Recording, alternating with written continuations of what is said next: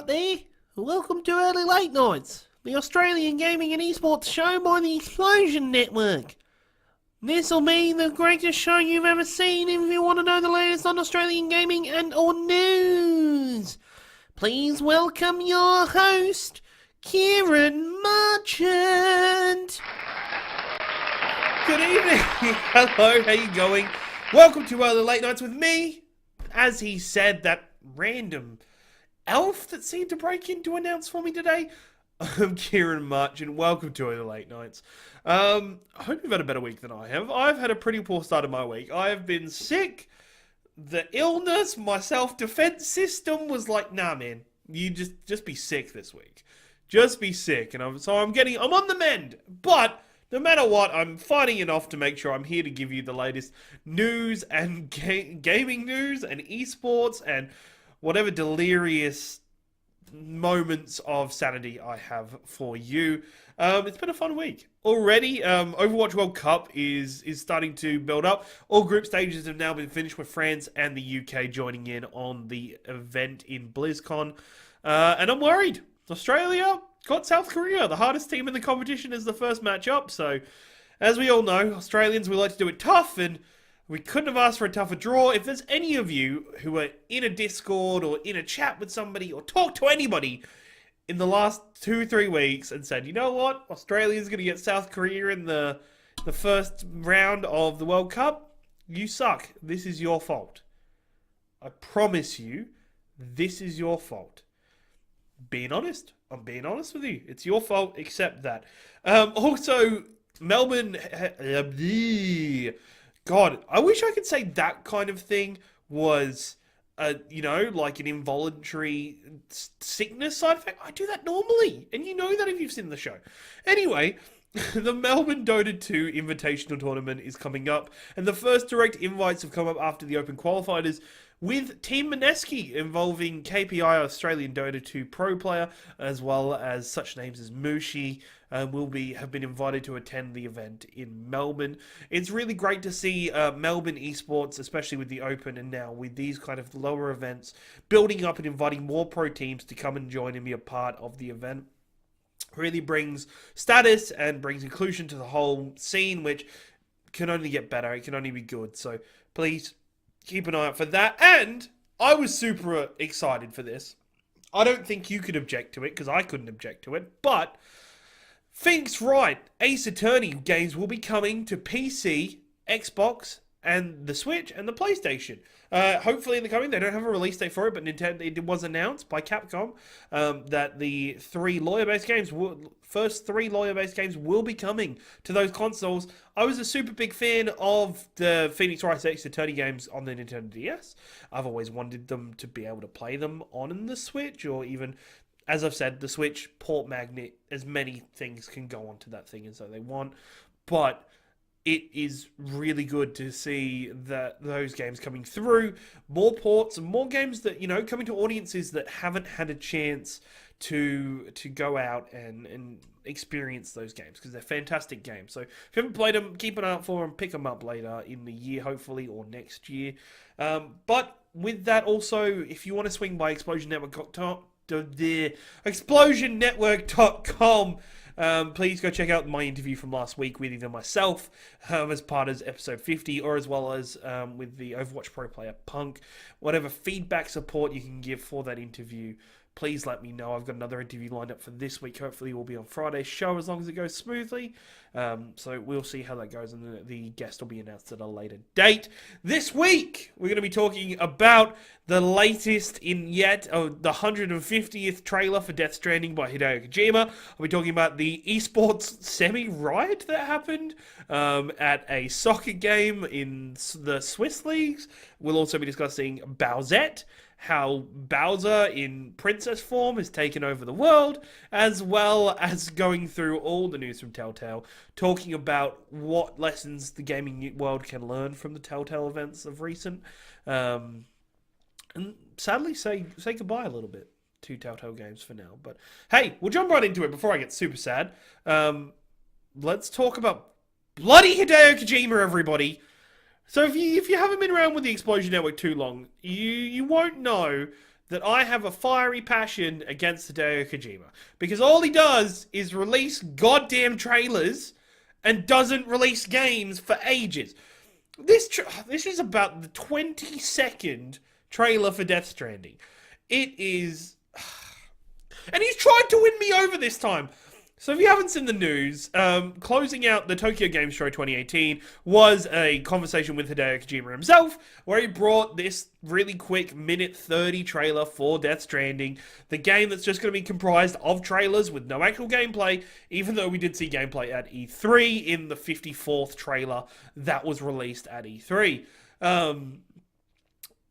This one, he's tried to win me over. He's tried to win me over because this one's got Troy Baker in it. And if you know or if you don't know, Troy Baker's my favorite voice actor. I am easily swayed into Troy Baker's voice acting for a very long time. I had a collage of Troy Baker's on my Facebook wall. It might still be there. I haven't looked at that thing in ages. But now we have Troy Baker confirmed. His character seems rather mysterious and evil and bad with the golden mask. Shows the power of him being able to control the black sludge. I wish at some point... The problem is, right, Kojima started releasing trailers before there was even really a game. Before much had gone into this game, there was trailers. It was very quickly after leaving Konami or being booted from Konami after the release of Metal Gear Solid 5 that all of a sudden he's like, hey, Death Stranding's a thing. Here you go, Norman Reedus. And it's like, okay. And they keep building and showing super cryptic as fuck trailers. And I understand. You're yelling at me. Ashley saying in chat, hashtag leave Hideo alone. No. This man needs to give us something. I don't care. Maybe give us a demo or something. But I just want them to go away and make a game. I don't need you to keep overloading me with trailers. Just go make a game. Come back. I'm such a bigger fan of Bethesda's method with Fallout 4. 6 months beforehand, boom, trailer. It's going to be out in 6 months. Bada bing, bada boom. I understand that Hideo Kojima, as the mad scientist that he is, he goes forward and he goes into game creation as if he was making a movie. He goes into, these... If you notice the thing about Norman Reedus and this trailer featuring Troy Baker is the fact that the voice actor is, the Troy Baker's name flashes up before the trailer even really begins. And so it tries to feature the people that are going to be playing characters. We've had Guillermo del Toro. We've had Norman Reedus. These people are stars in this. And we know how much a student of movies Hideo Kojima really is. And so it's interesting to see his take on trailers. But at the same time, he's not... Movies don't release this many trailers before they come out. They normally have like 5 or 6. Not 425 trailers. They hit more of a point. These at least are cryptic as fuck. At least these trailers aren't your traditional Marvel trailers that show you 75% of the movie before you even go watch the movie. So they're cryptic as fuck. We have no idea, is this a delivery game? What are we playing? And there is a meta that surrounds Kojima's games and the trailers, working out what they mean. In the first trailer and the second trailer, if you line the two up in the runtime, the baby disappears from one trailer and reappears in the other trailer at the same time. It syncs up well, and there's a masterful. There's a crazy mad scientist yellow brick road through these trailers that somebody's going to go down and is going to find a golden ticket, and Hideo Kojima's going to say, You are the next Hideo Kojima. I'm leaving my empire to you. He'll then vanish in a glowing dust cloud, and then he'll run off into the night. That's the truth. And I'm always baffled, and I understand I'm one in the minority that gets frustrated by the amount of Hideo Kojima trailers there are for Death Stranding for a game that probably isn't going to be out till 2020. If it's out next year, I'm surprised. I am blown away.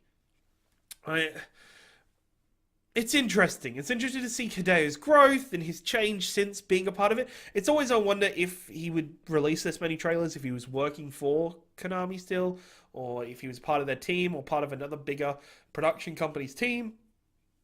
But hey, he can do what he wants. It's Kojima Productions. Like, go have fun, Hideo. Do what you want. I'm gonna guess we're gonna see about 10 more trailers, maybe 20,000 more trailers before this game comes out, and the game's going to come out and it's going to be nothing like it. I've also forgot to mention Mad Mikkelsen. Mads was in one of the trailers because he was probably in the 750th trailer.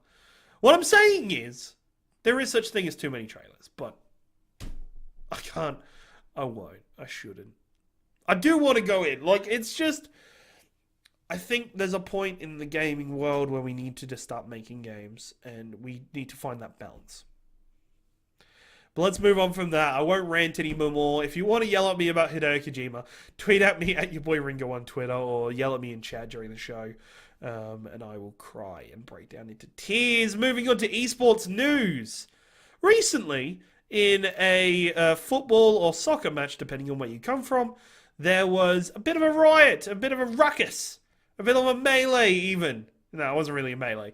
In a game between Young Boys FC and another team in the Swiss leagues, Young Boys FC fans wore black hoodies and started to throw controllers, as in Xbox controllers and PlayStation controllers, out onto the pitch and unraveled this banner with a pause button on it.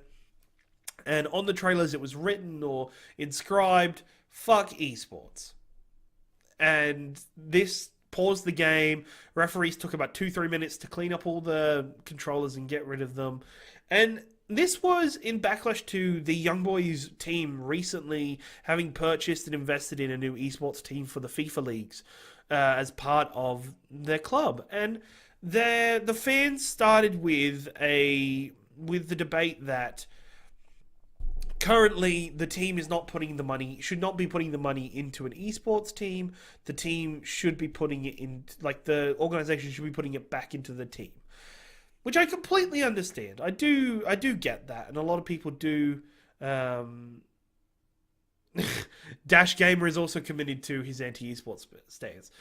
And I understand why people go into it. I understand why this is something new, it's something scary, it's something different. It hasn't been around very much. You know, it's different for people. We had the same recently in the AFL, where members of the Essendon esports team were sat in the crowd.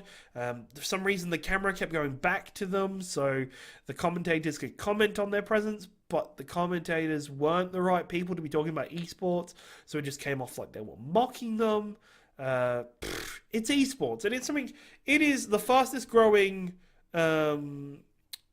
category of competitive sport in the world. It's the fastest growing. It's going to have the most money. It's going to be huge. It's going to be massive. So it's really a smart deal for clubs and organizations and businesses to get into esports now on the ground floor. And many people already know this. Many people already understand where esports is currently and where it'll be moving to in the future. But what we have to work on and show is that this can be used to support your football clubs. This can be used to support your organizations, because with branching out and having another division in esports, you can then use the esports revenue to put back into your football team. It's really smart business, and I know many fans don't see that, and it's not an instant investment. It's not instantly going to come, and I don't know whether FIFA is the right game to be investing in. To be perfectly honest, it doesn't. There is a large people and a large backing by EA, but it doesn't seem to be having the following and the support that games such as Overwatch and League of Legends and Dota 2 and Counter-Strike has. They have large prize pools with large followings, with big sponsors involved. It's going to be hard. It's going to be hard for all teams to break into the esports markets. But it's also up to the organizations themselves to communicate this with their football fans or their sports fans of wherever they are. It's a scary move, but it's a really smart move by these organizations. They're noticing that there is another way for them to make some money to help their organization out. For me, as a onlooker, it's very weird and very strange to see why are there how are so many football teams or soccer teams or AFL teams, how can they be profitable? They really can't. They can't be, like, there's no way unless they're constantly selling out arenas or their players aren't getting the ridiculous salaries that we know some of them are on. How is this a constant income? And so I see this move by Young Boys as a move. And this, I understand that my point of view for it is coming from an esports heavy point of view. It's up to the organizations, though, to branch somebody like me with their footy fans, with their sports fans. I like sports. I love esports. There's more people that you can hire or bring in to branch that difference and to make it and show that esports isn't going to be taking over. It's going to be enhancing and supporting your current business setup. I think it's a fantastic idea for more businesses to get involved in esports. There's currently an actual organisation going around currently through Sydney, Melbourne and other Australian areas talking to big businesses about why giving them the information they need to make a decision if they want to buy into esports now. They're educating them. They are talking about the investment, giving them realistic views and goals and margins for profit that they can follow. I think more fans, and it's sad to hear that these fans have took it so negatively. It's really sad to see that these fans have lashed out at their club, that's trying to do something to continue allowing their fans to have a team to support. Sometimes they have to make these decisions and go with them to increase their following and to increase their stance. Esports is coming. No matter what these sports fans do, no matter what Mr. Trump says, esports is on its way. It doesn't matter. It's coming. You can't stop it. Get on board or get left behind. Simple as that. The internet's broken, everybody. The internet has been broken. Recently, the new Super Mario Bros. Wii U Deluxe, what a mouthful, has come to Nintendo Switch. And as part of that game as Toadette, you can receive the Super Crown, which transforms Toadette into Peachette. And it has led to an interesting following of people who have started to look into what would happen if Bowser was to wear the Super Crown, and that born Bowsette or Bowserette it's something like that. And so now the internet is full of little fan fictions or of both the good and the bad kind. There is a whole heap of artwork going out there. There's been some meme tweets from fake Nintendo accounts saying, hey, we're going to involve a Bowsette storyline.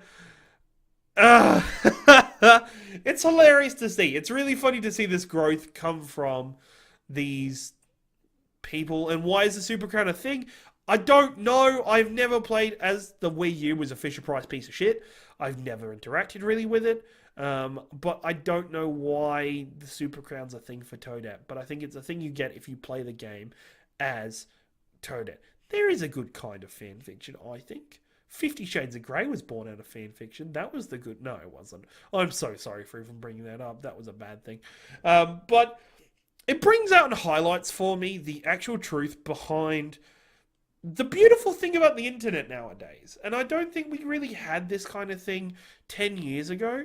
But the internet is now enabling more people to use their imagination and to gather together to come up with more and more creative ideas and things. So Bowsette was brought forward and was created, and more people have gone onto the idea. No doubt we're going to see it at some point. There's been the fan fiction. People have gathered together and made things and created things, which is the really beautiful thing about gaming, is that it brings people together. It joins forces. It strives to enable people's imaginations to create more things based on their video games. And even though it's not the greatest news story at the moment, I wanted to highlight this, not because of how cool is it to have a Princess Bowser who's sexy as fuck. Forget I said that.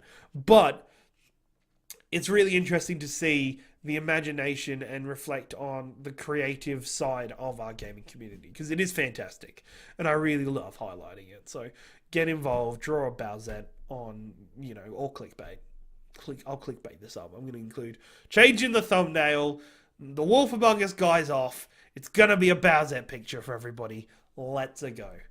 Anyway, hashtag never forget. Speaking of never forget, this week there's been some sad news. This week was started off super rocky.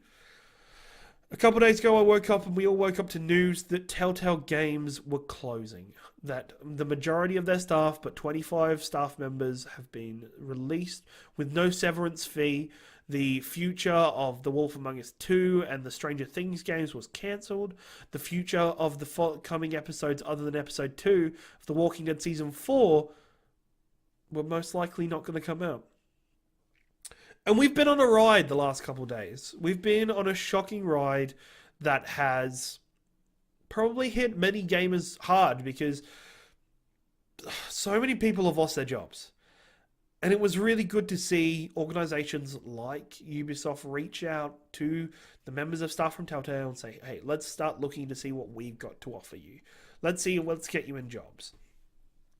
It's really good when stuff like this happens, when the gaming community bands together. But for me, I never saw this happening.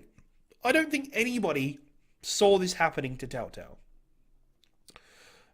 All that happened since The Walking Dead Season 1, since the memories it created for us, was Telltale grew more and more confident with its game making. It started bringing on more and more licenses, and it was starting bringing more and more games every year.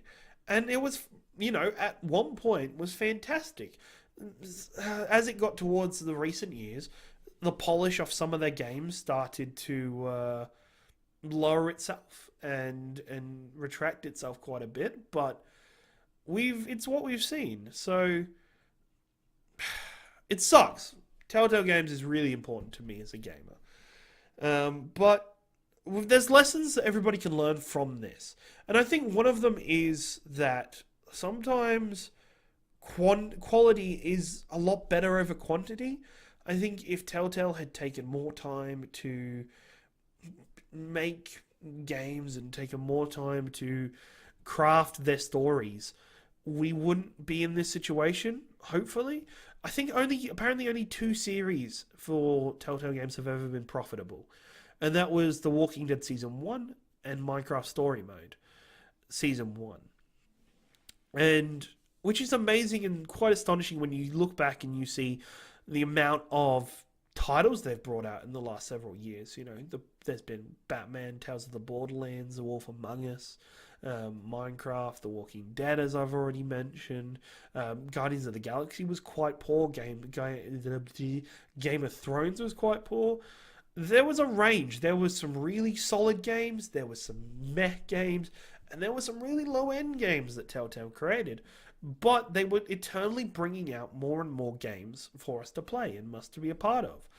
And they really established what adventure games are now. Walking Dead Season 1 revolutionized the adventure game. Changed it completely from the traditional adventure point and clicks that we were playing to a more TV and movie-based game that was a lot more, paint by numbers in many aspects and more interactive movie and TV show. It started the episodic nature of games. A lot of things in our current lineup of games, we have thanks to Telltale. And I think what happened was in Telltale, they started reaching out more and more, and they started taking on more. I mentioned Batman was fantastic, but Batman still flopped.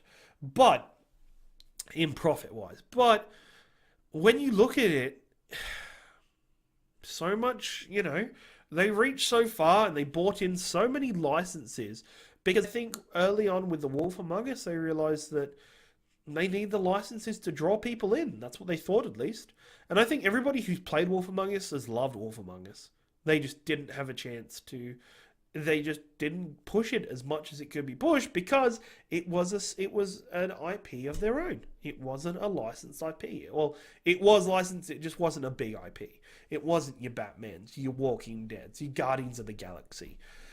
And I think each year they've gambled more and more on these games. Hopefully, they would be profitable. And to think they started on the adventure of The Walking Dead Season 4 with already having it released, having the first episode released at least. Released at least, awesome. And also with there were already been games in the works with Stranger Things as well as The Wolf Among Us Season 2 with a whole new engine they were working on. There was a lot going on in Telltale, so when this news came out, it caught a lot of people off guard. But maybe that was because Telltale was trying to recoup its losses and stay above water by releasing stuff regularly and as fast as possible, trying to keep its head up there, and it grew to an immensible size.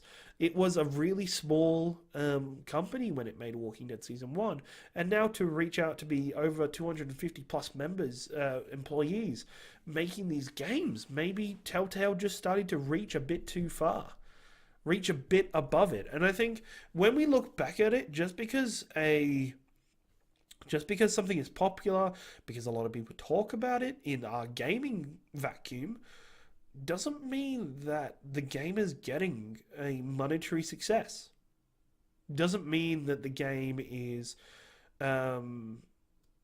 getting progress and getting steam and just actually providing for the companies that make them.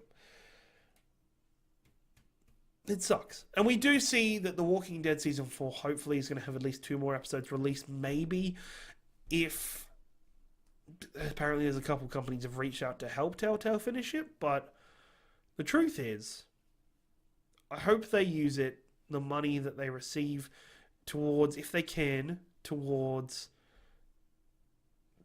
helping their past employees now, giving them that severance money that they deserve. We could potentially lose games off the markets now, and you can never buy a Telltale game again. If you think you like a game and you know you love a game, and you're really interested in it, but not now, maybe later.